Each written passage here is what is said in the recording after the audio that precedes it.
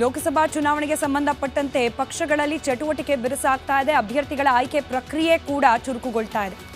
3 ದಿನಗಳಲ್ಲೇ ಲೋಕಸಭಾ ಅಭ್ಯರ್ಥಿಗಳ ಬಿಜೆಪಿಯ ಮೊದಲ ಪಟ್ಟಿ ರಿಲೀಸ್ ಆಗಲಿದೆ. ಇದನ್ನ ನಾವು ಹೇಳ್ತಾ ಇಲ್ಲ, ಬದಲಾಗಿ ಬಿಜೆಪಿ ನಾಯಕ ಹಾಗೆ ಮಾಜಿ ಮುಖ್ಯಮಂತ್ರಿ ಯಡಿಯೂರಪ್ಪನವರೇ ಸೂಚ್ಯವಾಗಿ ಈ ವಿಚಾರವನ್ನು ಪ್ರಸ್ತಾಪ ಮಾಡಿಬಿಟ್ಟಿದ್ದಾರೆ. ಅದರಲ್ಲೂ ಚಿಕ್ಕಮಗಳೂರಿನಲ್ಲಿ ಮಾತನಾಡಿದ BSY ಈ ಬಗ್ಗೆ ಅನುಮಾನವೇ ಬೇಡ, ಈ ಬಾರಿ ಶೋಭಾ ಕರಂದ್ಲಾಜೆ ಅವರು ಗೆದ್ದೇ ಗೆಲ್ತಾರೆ ಅನ್ನೋ ಮೂಲಕ ಶೋಭಾ ಕರಂದ್ಲಾಜೆ ಅವರಿಗೆ ಟಿಕೆಟ್ ಪಕ್ಕಾ ಅನ್ನೋದನ್ನ ಕೂಡ ಬಹಿರಂಗಗೊಳಿಸಿದ್ದಾರೆ. ಕಳೆದ ಬಾರಿ 3.50 ಲಕ್ಷ ಮತಗಳ ಅಂತರದಲ್ಲಿ ಗೆದ್ದಿದ್ರು.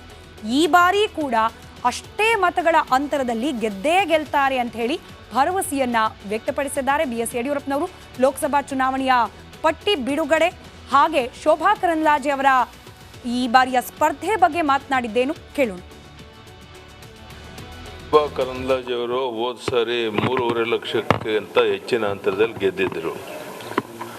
ಈ ಬಾರಿನೂ ಸಹ ಅದೇ ಅಂತರಕ್ಕಿಂತ ಅದು ಇನ್ನೂ ಹೆಚ್ಚಿನ ಅಂತರದಲ್ಲಿ ಗೆಲ್ತಾರೆ, ಯಾವುದೇ ಅನುಮಾನ ಬೇಡ. ಈ ಬಾರಿ ಮೋದಿಯವರ ಒಂದು ಕಾರಣಕ್ಕಾಗಿ ಇಡೀ ದೇಶದಲ್ಲಿ ಮತ್ತು ಇಡೀ ನಮ್ಮ ರಾಜ್ಯದಲ್ಲಿ BJP ಪರವಾದಂಥ ವಾತಾವರಣ ಇದೆ.